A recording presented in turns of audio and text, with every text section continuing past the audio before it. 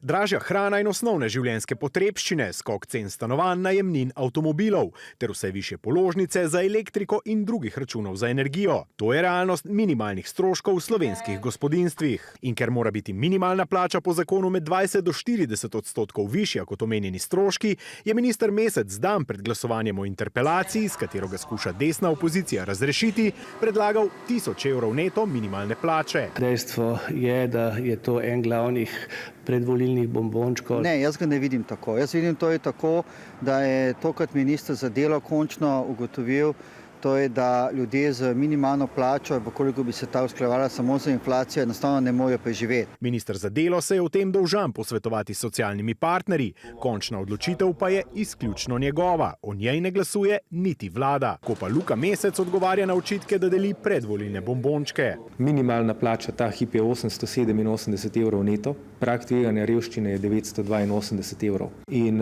sam se ne bi dobro počutil s tem, da tudi če zapustim ministerski položaj, kar se konec koncev lahko zgodi čez 3 mesece, če bo druga stran izvoljena, da je to stanje, ki ga za sabo pustim.